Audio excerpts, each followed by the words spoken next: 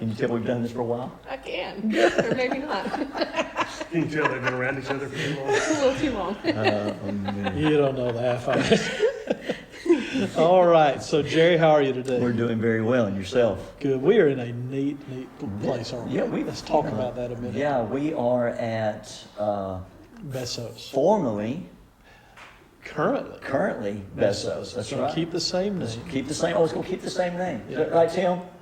That is correct. Okay, good. Tim Weston is opening it with some dear family and friends, and they decided to keep the same name, and hopefully with a few shots. It's one of the most It's beautiful beautiful. little It buildings is neat. in Henderson, Tennessee. It's got an old feel to it, Yeah. and it's got a great smell to it. It's the coffee. Yes. It's got the coffee, and the coffee's very good. And I didn't even put It's anything in not it. open yet, so this is we're kind of breaking news here. So we're breaking ground, huh?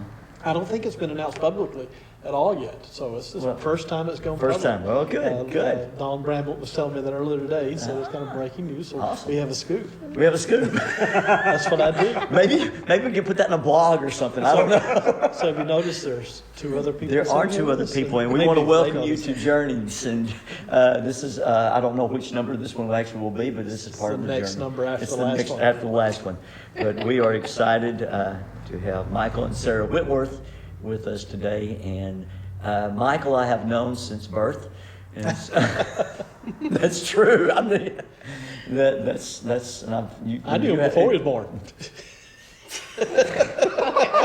It's a little creepy. I am. Oh man. So in fact, I'm when Michael says, people used to say all the time, I look like his dad. Yep. So This is true. Yeah, I mean, think about it. really, If your hair was dark. I've got it. The one profile pic that my dad always used for everything Right. was taken when he was preaching at the Old Fanning Heights Church in Huntsville, Alabama, Yep. in October of '94, just a few days after he had turned 35. Right. And I show people that photo from when he was 35, and then they all know what Dale looks like, and everybody admits, even Jeff, that he That's and my true. dad look more like brothers than he and Jeff did. That's So, true. That is true. When Daddy was preaching for One Nation Under God, raising money, speaking at all these churches all over Alabama, he'd have these little old ladies from time to time come up to him and ask him, "Are you one of Jerry's boys?" Because he had the look. Had the look, The that's squinty right. eyes, The squinty eyes, the hot the smile, smile, the smile. There you go. energetic Friendly. face. Yeah. And just go, no, I'm not. No, I'm not. And I always tease Philip about us being first cousins. So Michael and Philip went to Horizons together, and so they were friends there. And Students then here Michael together. came to Freed Hardeman, and I've called him Daniel most of his life. I still do that every Yes, once in yes, a while. yes. And You that's did just, it together. Yeah, did I? Okay. It's just it's not offensive. It's the way it is. Nope. It just comes to my mind. And so we've not known Sara as long. We have not, but So who are you? Oh, goodness gracious. Where do I start? So where were you raised? Southwest Florida. Southwest Florida. So So- how did a Tennessee boy, well, actually Mississippi, Tennessee, Alabama boy meet a Living girl? in Texas. In at the time. Texas, Living in right. I started to Texas say at the Texas. time. You were in Texas too. Have you heard No. of Roundhouse, a Church of Christ homeschool camp? Yes. Okay, so we both grew up going there. Ah, and we met okay. there. In middle school? Middle school, yeah. I didn't know that. Wow, You went this back is that something far? new for Yeah. me. And So- it's not like we We didn't were know each more other that well. Yeah, acquaintances. we just Yeah. We didn't her like brother- each other or anything. Yeah. It was- But he years had later, he had cooties in his junior high, so he Right. had Well, cooties. he thought he and- was in the cool group, Yes. but he wasn't really. 15 years later, I realized that was a horrible mistake.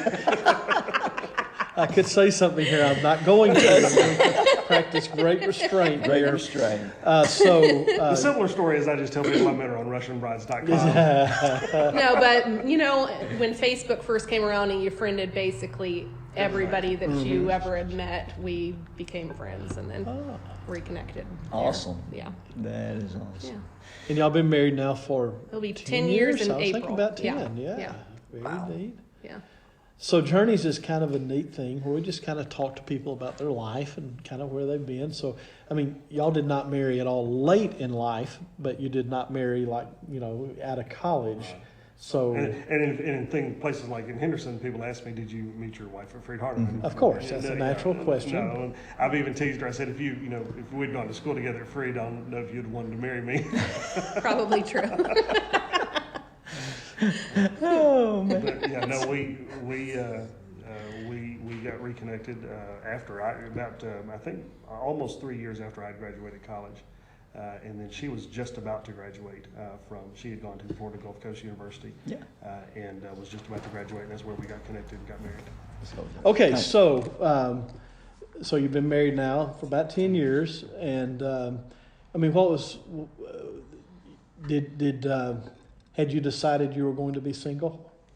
No, actually, as you know, I moved from Middle Tennessee to Texas, and loved the congregation I was working with. I loved my life, but one of the things I had not really dated to college, and hadn't dated that much in college, and there just weren't a lot of young women in that area, and just after 3 years, I realized it's not going to happen for me here, and so I moved to Texas, and it became a lot easier to find people that were worth dating. But Sara came along not even a year after I'd moved to Texas, and even though she was in Florida, we really hit it off. So I hadn't reached the point where I thought I was going to be single the rest of my life, but I was at the point where I knew exactly what I was looking for, and so that to me that was the key.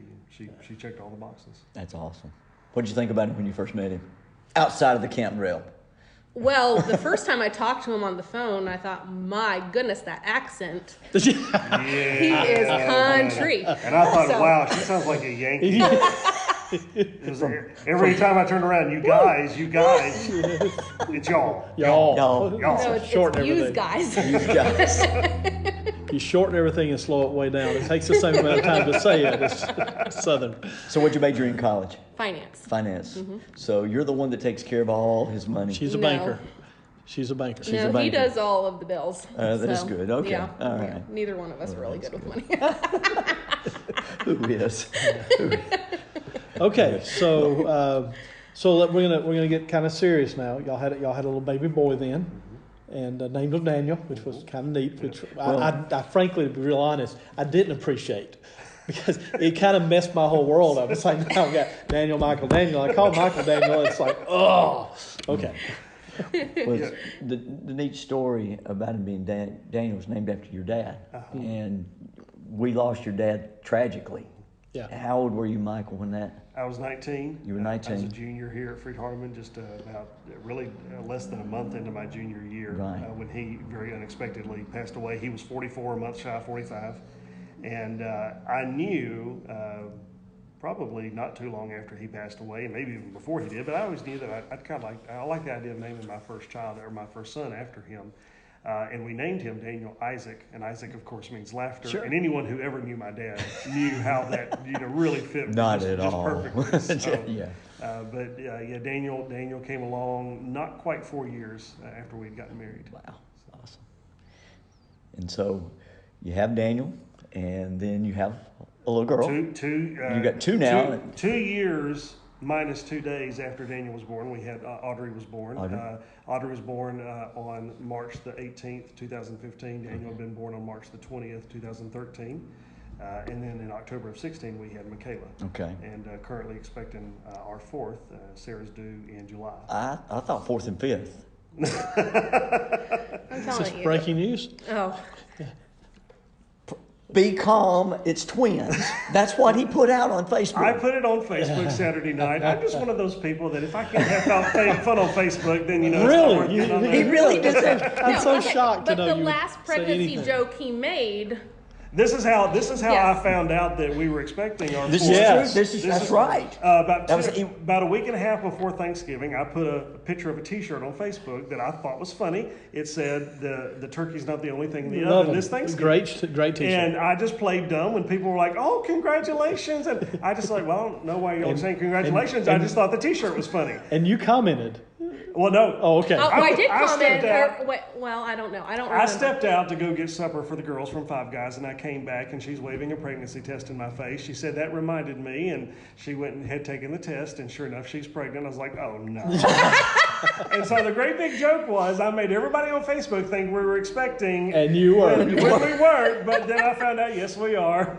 So I said I'm going to slap him if it turns out we were having twins. Yeah, you would I think don't I'd know if I learn can my handle lesson not to joke about this sort of thing on social media because I speak of greater truth than I know at the time, but I haven't learned my lesson. No. No, that's a good. Tell me about your little boy. Daniel was probably the most joyful child I will ever be around. And, you know, we have wonderful girls, and they're always happy most of the time. And I don't know about that. but Daniel, They are great. They are Daniel great. was just so full of joy. I am not exaggerating when I say that there'd be times I would hear him laughing, and I'd look over to see what he was laughing about, and it was nothing. He was just sitting in the floor laughing to himself. Oh, wow.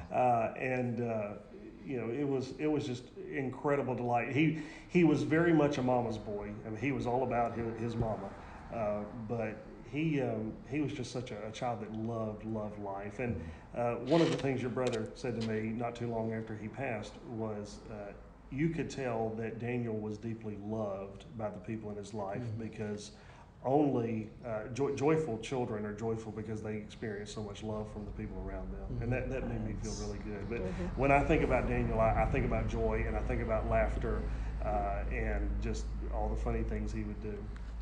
Smiling all the time, running everywhere. So, yeah. It'd be really funny when you know, I'd be sitting in the living room, maybe working on my laptop, and I'd hear those little feet coming through the kitchen, running full sprint, you know, around the corner and through the living room and into his bedroom, cackling up a storm, and I hear her chasing after him. Daniel, Isaac, get back here, you know.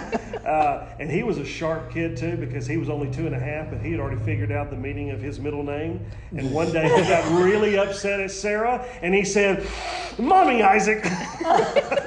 Mommy Isaac. When you use a middle name, it's trouble. That's right. He knew what it meant. Oh, me.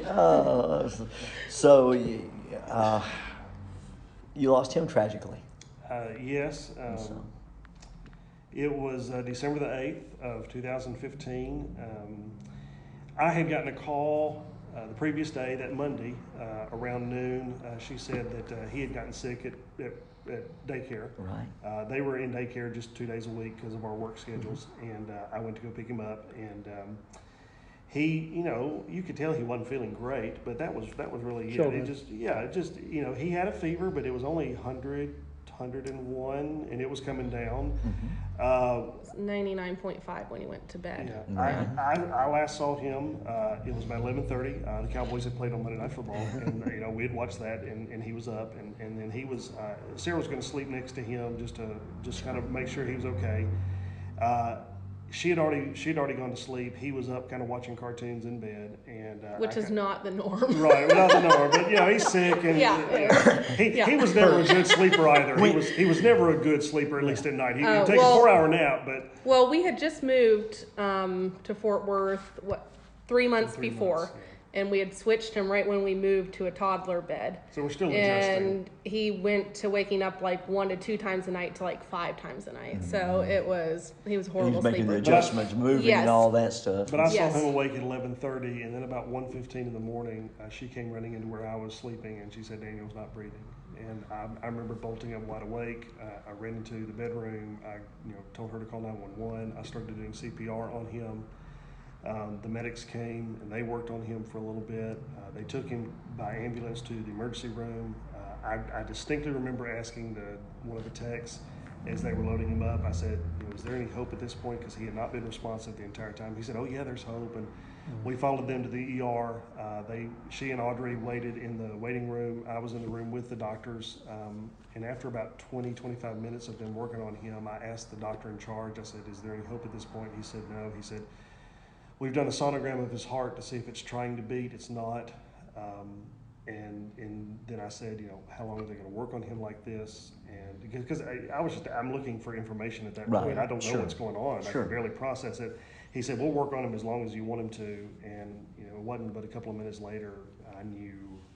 There's no reason wrong. And the reality is, when I first got to him, when she first came wake me up, and when I got to him, there was a part of you have a sixth sense about your kids as a parent, and that was a part of me that knew then he was gone.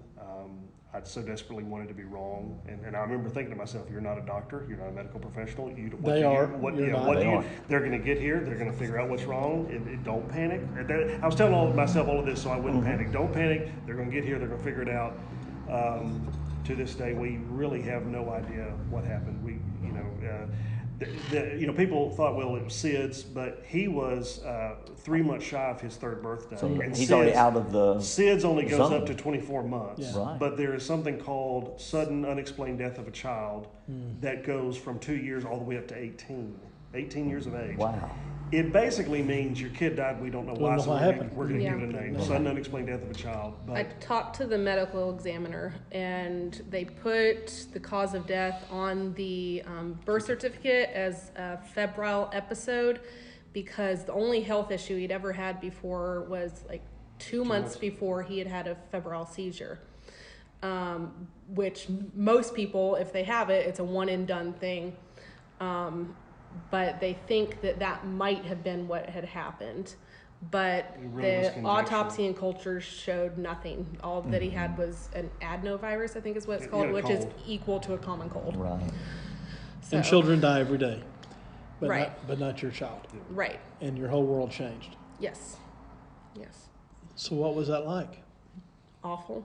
Horrible. Still is. I remember sitting in the hospital in the immediate aftermath thinking to myself, well, you survived your dad's death, you'll survive your son's death. It's not even in the same solar system. Well, there's a natural order of things, Yeah. and though your dad was still a young man, Yeah, your dad's supposed to die before you right, die. right. You know? And I've told people in my ministry, you're never ready to lose your parents. No No. matter how old you No, are and exactly. they are, you're never ready. But as you just said, that's natural. Natural order. There's something within us that knows that my parents are going to be gathered to their people, to use the biblical Yes. phrase, and this is just the way of all the earth. But bearing a child is just so viciously unnatural. Yeah. I don't think that you turn a corner necessarily with losing a child, because it is so, a lot of people have made the comment to me, you never get over it. And certainly you never get over a parent, a spouse, other losses, but a child, it is different. And I can only speak for myself. I've come to the realization that the best I can probably hope for is getting to the point where I have more good days than bad. I'm not entirely sure you turn a corner in the same way that you typically or hopefully do with losing a spouse and losing a parent. So, I mean, life does kind of have to go on. I mean, it goes on around you, even if you're not participating in it. And with y'all having another child and then another and now another, I mean, that's the reality is you've got other saving children to grace- raise. Our saving grace ended up being Audrey. Yeah. Because I would watch her one day a week while she worked, and then she has made the comment that if she had, I think Audrey was still breastfeeding at the time. Well, she was 8.5 months old. Yeah. So if Sarah had not had her to focus on and have to mother and nurture, I think both of us would have just been in a lot more horrible spot than we had been. And so in some sense, I do think God provided for us in making sure we had another child already there. And Michaela came along about 10 months after he had passed away. Which was interesting, being pregnant and grieving at the same time too. So So what helped? What yeah, I helped was you? going to say, because that's, I mean, just being from the woman's standpoint, that, sorry, none of us can understand this. You buried a child and you're carrying another one. Yeah. right. Yeah. Yeah. So that was interesting. I don't know. I mean, we don't know what we're having yet this time, so we are hoping for a boy. But I mean, we'll be okay if it's a girl too. But we are hoping for a son. So. But yeah, it's just learning to live with it, and friends have been there for us, so that's been really helpful. We have gone to counseling.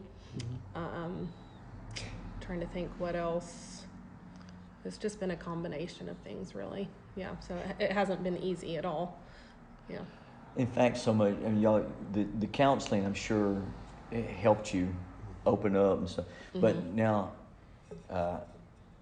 from what I'm understanding, Michael, is this is a kind of, you're opening a new door to try to help others in the same realm. One of the things that I started doing probably about a year, not maybe 11 months after he died, is I started posting videos on social media that I would just simply talk from an experiential standpoint. Right. Here were my experiences with grief, not only from when Dad died, but for more recently Daniel. Sharing anecdotes, trying to give people a window into the grieving process, because it's very messy. People that are grieving don't like to talk about it. People that aren't grieving don't want to hear about it. Right. But I did feel like there was just a lot of ignorance out there, and maybe I can help someone be more adept at dealing with grieving people. And it kind of snowballed to where I had at least a couple of people encourage me, have you ever thought about doing seminars on dealing with grief? And I felt woefully unqualified. And we have our good friends Ron and Don Williams that they do fantastic grief seminars. And I actually talked to them, when I first started having the idea more than a year ago, if I did this, what would I want to look like? Number one, I told them I don't want to cannibalize anything y'all are doing, but what's something that y'all think I could offer that y'all can? And they immediately said, you come from the experience. Exactly. Yeah, they're clinicians. Exactly. They're coming at it from the clinical side of things. I'm coming at it from the experiential side of things, and that's kind of what I'm going to be doing. The first one's in about 4 weeks. What will they look like? What will these seminars look like? It's just a Sunday seminar, 1-day seminar, and I do 4 main sessions plus the Sunday morning sermon. So there's 4 sessions plus the sermon, so 5 total. But in the 4 sessions, I talk about, first of all, the Bible and grief. And I use the Bible to unpack the 5 stages of grief, what they look like. First of all, you don't go through them sequentially. It's very messy. But I want to see people see that these emotions that we experience in grief, they're reflected in Scripture. These people went through these emotions. The second session, I talk about, I call it miserable comforters, the phrase from Job. Yes. I use the paradigm of Job's 3 friends to say, here's what you can't say and can't do, and here are the things you can say and can do that I promise you will be very effective or very meaningful to someone. The third session, I talk about more unconventional losses and more unconventional grief. We've dealt with 2 miscarriages, and at least for myself, she may feel differently, but I don't think she does. Having buried Daniel and then also miscarriage, I can tell you, I think a miscarriage can be just as traumatic as losing a child in a more conventional way, and probably even more difficult because you have a miscarriage. Nobody's showing up to your door with a casserole. You have nothing. Exactly. No time off of work. You call in to ask off from work. Okay, well, you want half a day? What were you talking about here? We do not know how to grieve miscarriage. And you got 2 years and a half with Daniel. I mean, you got no time with that child. You don't know that child. Right. I mean, there's a difference. It's different, but it's you've lost Still a child. grief. A life is gone now, and that's not nothing. And so I talk about miscarriage. I talk about parents whose child has walked away from the church. I will tell you that, look, I've buried a child, and I will tell you that I think in some ways that is more painful than having to bury your child because of all the dynamics that are going into that. Well, it's just like divorce being more painful than death. My mother made the same comment after my dad died. She, there's a part of her that feels like, losing a spouse to divorce is worse because they're still alive and all of those things. So I deal with divorce. I deal with miscarriage. I deal with a child walking away from the Lord. I deal with job loss. Certainly, losing your job, your career going up in flames very unexpectedly. That can be a crusher. So I talk about, people grieve for more than just burying a loved one after a funeral. And in the last session, I talk about preparing your own family for your own death. And I think that's important as well, because I look back on my childhood and I realized that my dad was preparing us for his death and he didn't even know it. Right. He didn't know it. And I look at Jacob, and more importantly, Joseph, I'm about to die, but God will visit you. That's right. And I think that there's something to be said that we as Christians, we prepare our families for our eventual passing. I think it's important that we prepare people for our own passing, because that is inevitable. And again, you're never ready to lose your parents, but I want my girls to understand that whether I'm 80 when I pass, you're going 50, to die. Yeah, I'm going to die. The Lord doesn't return. And one of the things that especially I've been writing on Hebrews recently, and what I want them to know is daddies are but for a moment, but the son is forever. Jesus Christ is the same yesterday, today, and forever. The more hope and trust you put in Christ versus your parents, you will never be disappointed. There's going to come a time I'm not around, she's not around, and the Lord designed us to have close relationships with our parents. But the grave robs us of that, and that's life. That's life. Death is a part of life, and that's something that again, my parents never saw the need to shelter me from funeral homes or cemeteries. Being a preacher's kid, I grew up. I joked with people that by the time I was a teenager, I was as comfortable with death and dying as you could be while still having a pulse. And that was this reality of being a preacher's kid, and so, but. I've had a little bit more experience with it in my adult years than I really planned to, and I just want to use those opportunities to share with other people. I came across a quote in a book, the famous book on death and dying, Kubler-Ross. They have a subsequent edition that came out many years after called On Grief and Grieving. Oh. And in that book, they use a quote, "We live in a grief illiterate society." And that's kind of the main, blurb I use in advertising this grief seminar. We do not know how to grieve as a people. And I had this conversation with Don Williams on the phone one day. I asked him, why, when we've been dying for thousands, tens of thousands of years as a people, why are we not better at this by now? And it's a mystery to me in some ways. It's not in others.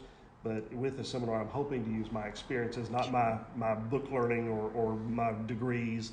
I can't come at it from the educated standpoint, but from the experiential standpoint, I'm hoping to help people understand that this is going to happen to you. This is going to be a relevant conversation at some point, and you can really touch someone with the love and grace of Christ if you know how to help them grieve to the glory of God. And that's what this seminar is about, is helping people know how to grieve to the glory of God. So once someone comes up, they've lost a child. How in one summation do you help them? How does that work? What do you say? Sarah, what do you say?